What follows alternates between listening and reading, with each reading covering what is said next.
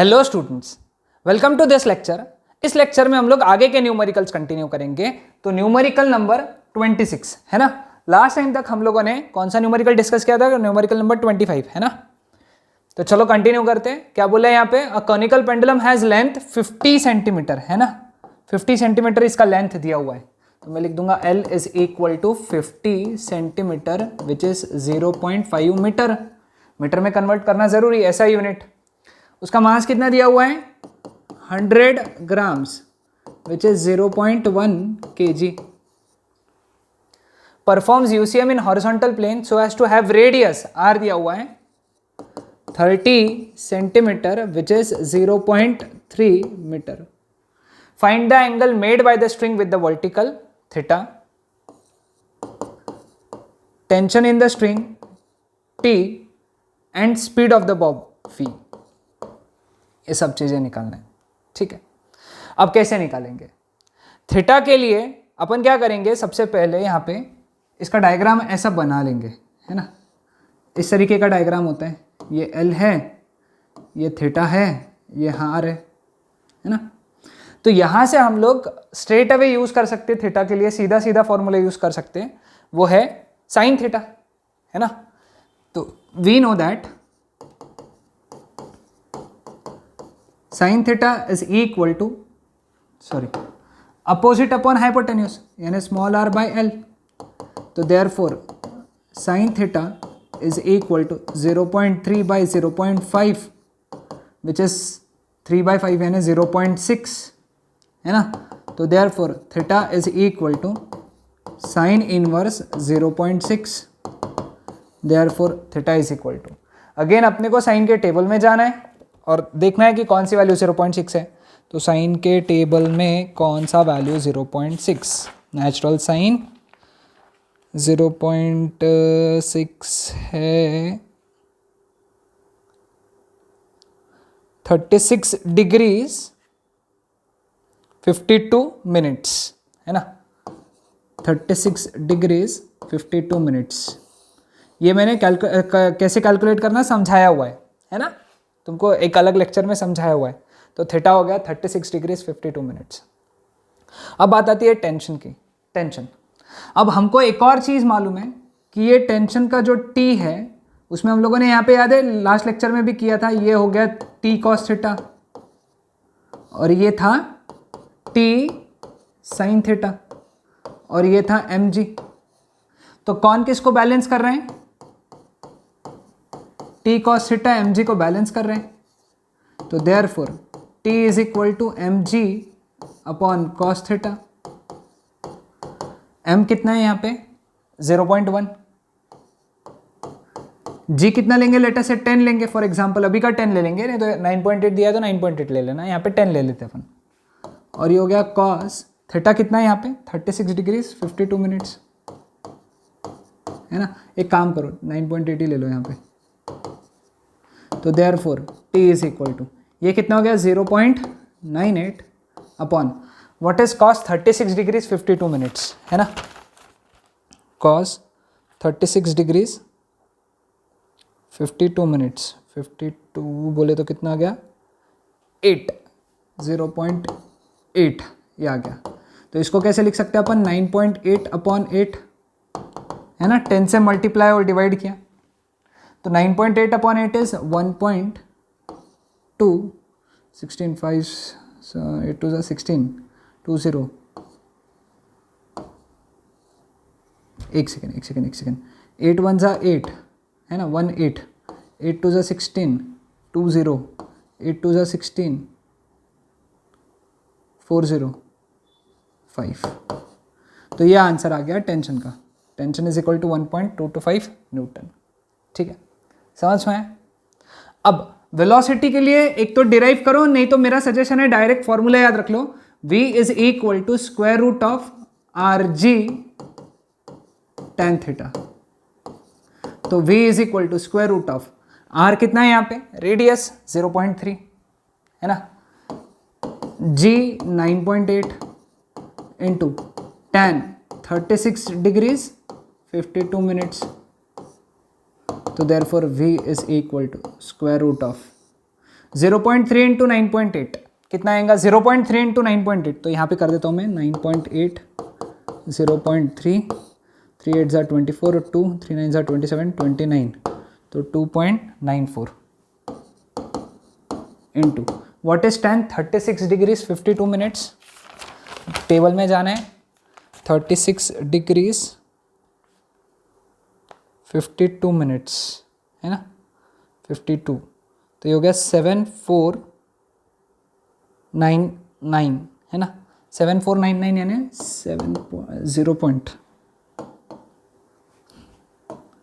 0.7499, ठीक है। अब इसको सॉल्व करना, इसको सॉल्व कैसे करेंगे? पहले इन दोनों का लॉग ले लेंगे है ना, लॉग, अब यही सॉल्व करोगे ना, लॉग 2.94 कितना है? 0 पॉइंट, लॉग का कैलकुलेशन है ना, लॉग व्हाट इज 2.94, 29 का 4, 29 का 4, 4683, फिर लेंगे लॉग 0.7499, ये हो गया 12 पॉइंट, प्लस करेंगे ना हम लोग 7499, तो 7499 8750, 8750, 3 13 1 कैरी, 14 1 कैरी, 13 1 कैरी, 0.3433।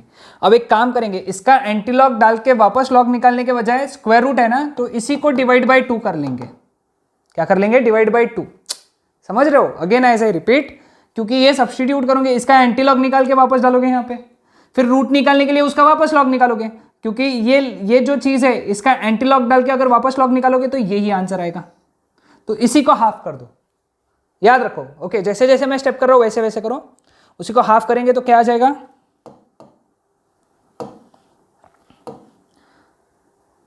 0.1716। और अब इसका एंटी लॉग निकाल लो, आंसर वही आएगा। इसका एंटी लॉग क्या आएगा? 0.17 का 1/6 में, 0.17 का 1 और 6 में मीन डिफरेंस 1485, तो 1.485 ये हो गया इसका आंसर। तो इसका आंसर मैं यहाँ लिख रहा हूँ, velocity is equal to 1.485 metre पर सेकेंड। समझ में? इतने कैलकुलेशन सब करना पड़ेगा बोर्ड एग्जाम्स में। ओके, तो देख लिया सभी ने प्रॉब्लम? देख लो एक बार, कुछ नहीं समझा है तो पूछो, है ना। तो लिख लो सभी लोग। So coming on to next problem, a pendulum consisting of a massless string of length दिया हुआ है, फटाक से लिखेंगे। Length is equal to 20 centimetre which is equal to 0.2 metre, and a tiny bob of mass दिया इसका 100 gram. 100 gram यानी कितना केजी? 0.1 केजी, केजी में कन्वर्ट करना जरूरी। 75 आरपीएम कर रहे हैं, यानी n is equal to 75 RPM, मतलब 75/60 हर्ट्ज, यानी 5/4 hertz. Calculate kinetic energy and increase gravitational potential energy, है ना। तो अब हम लोग क्या करेंगे यहाँ पे, सबसे पहले ओमेगा निकाल लेंगे।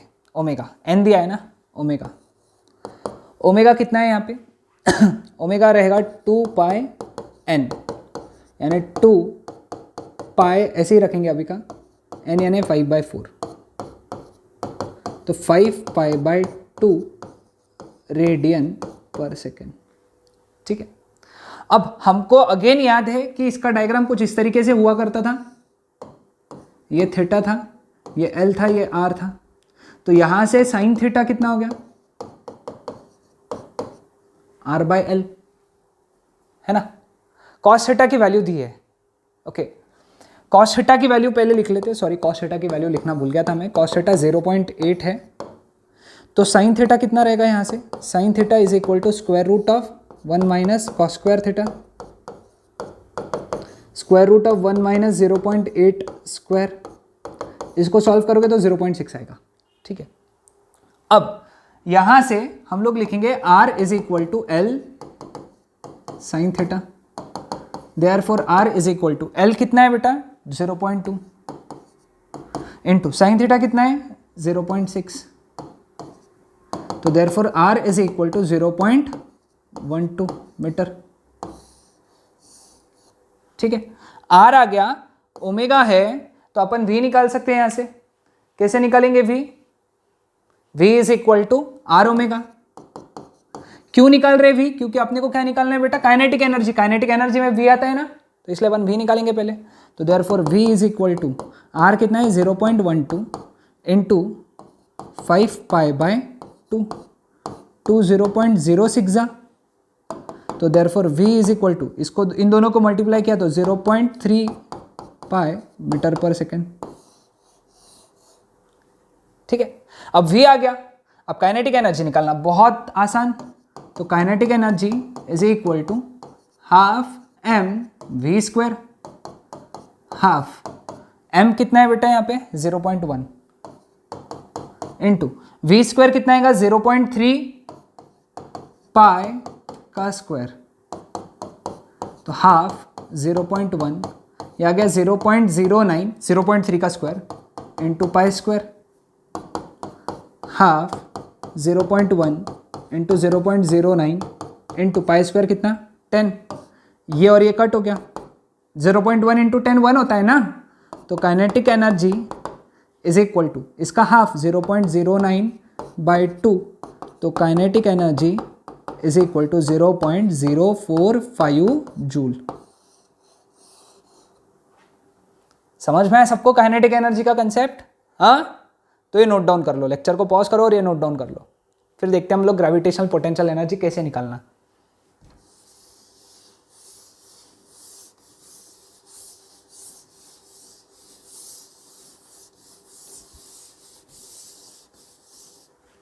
Okay, so increase in gravitational potential energy, actually क्या होता है, वो ऐसा जाता है ना ऊपर, है ना, ये L है, ये L है, ठीक है, ये R हो गया, है ना, क्लियर है सबको?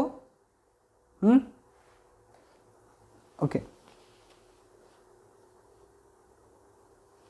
क्लियर है, यहां तक क्लियर है सबको? ये डायग्राम क्लियर हुआ?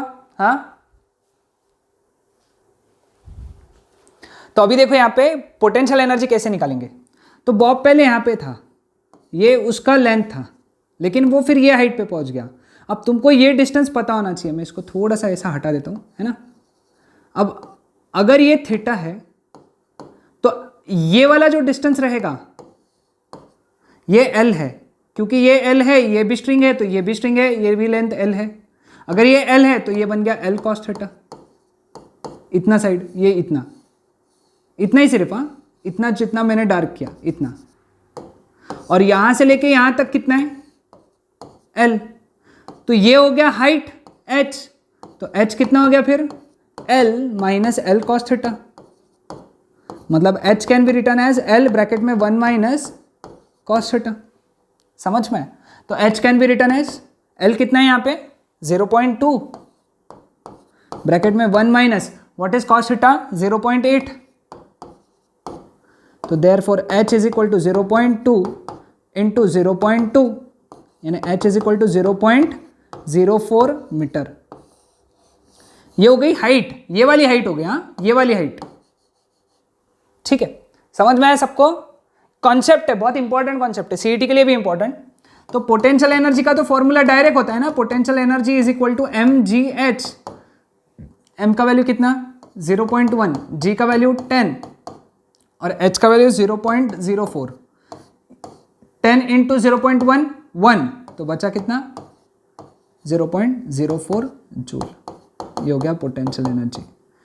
इंक्रीज बोला है इसलिए डेल्टा लगा दो एक, नहीं भी लिखा तो भी चलता, लिखा तो भी चलता, लिखा तो अच्छी बात होती है। ठीक है, समझ में आया सबको ये कंसेप्ट? एक बार ये प्रॉब्लम को बहुत अच्छे से देख लो।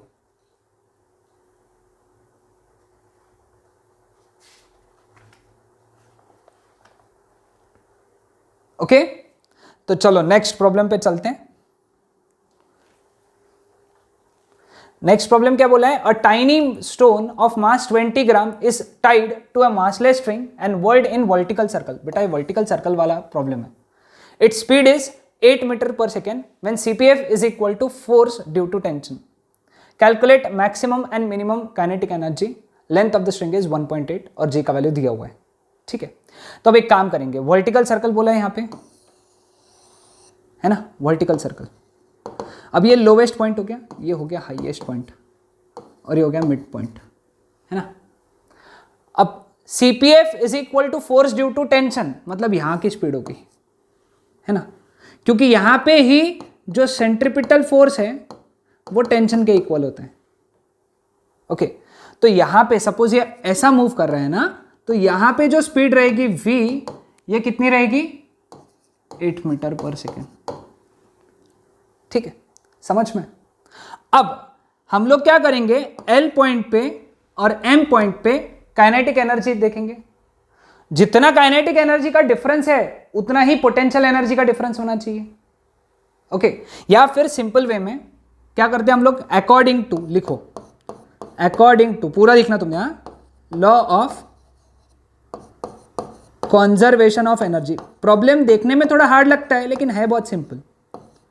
According to law of conservation of energy क्या बोलेंगे, kinetic energy at L plus kinetic energy at M that is equal to potential energy, extremely sorry, potential energy at L is equal to kinetic energy at M plus potential energy at M। ठीक है, kinetic energy at L जो रहेंगी वो maximum रहेंगी, क्योंकि यहाँ पे जो स्पीड होती है वो मैक्सिमम स्पीड होती है, और यहाँ पे स्पीड कैसी रहेंगी, मिनिमम। तो यहाँ पे काइनेटिक एनर्जी भी मिनिमम। जहाँ पे स्पीड मैक्सिमम वहाँ पे काइनेटिक एनर्जी मैक्सिमम, जहाँ पे स्पीड मिनिमम वहाँ पे काइनेटिक एनर्जी मिनिमम। तो इसके जगह मैं लिख सकता KE मैक्स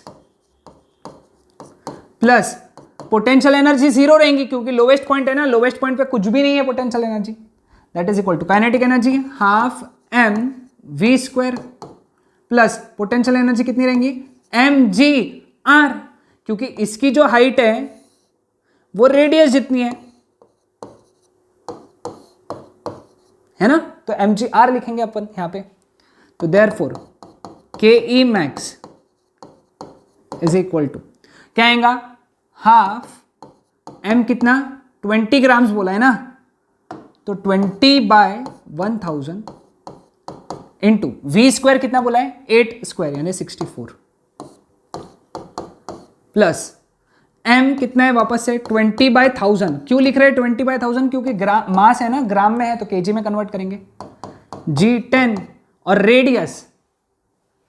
रेडियस कितना रहेगा, जो लेंथ रहेगा स्ट्रिंग का जो लेंथ है ना, ये रहेगा ना स्ट्रिंग का जो लेंथ है कि नहीं, तो कितना आएगा 1.8। क्लियर।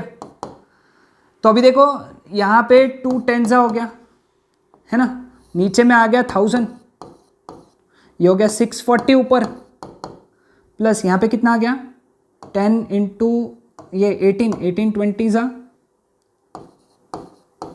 360 है ना, तो ये हो गया 1000/1000 यानी आ गया 1 जूल KE मैक्स। समझ में आया क्या, चेक कर लो एक बार, KE मैक्स 1 जूल आया। ठीक है, समझ सिंपल था नहीं है।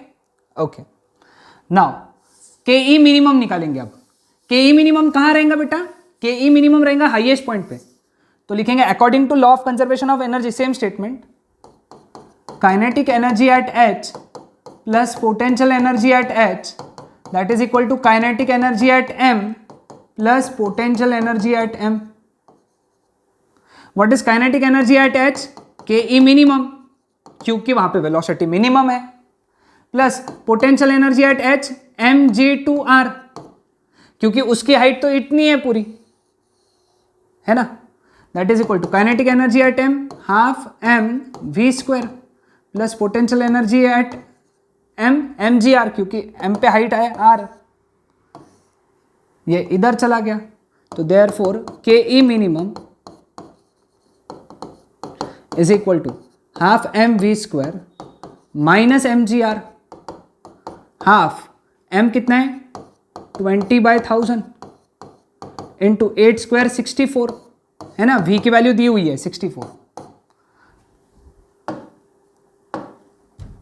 माइनस m कितना है 20/1000 मास, g कितना 10 इंटू r कितना 1.8, अगेन 2 10s, तो वापस से अगर सॉल्व किया, ये आ गया 640/1000 माइनस 360 by 1000.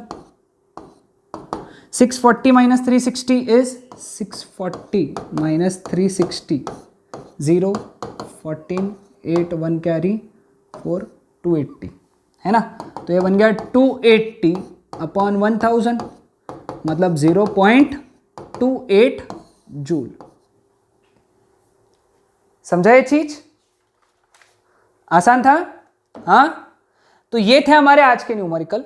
कल और लेक्चर में हम लोग इसके ऊपर के और एक्स्ट्रा न्यूमेरिकल्स पढ़ेंगे और कल हम लोग ये टॉपिक कंप्लीट कर देंगे. Okay, that's it.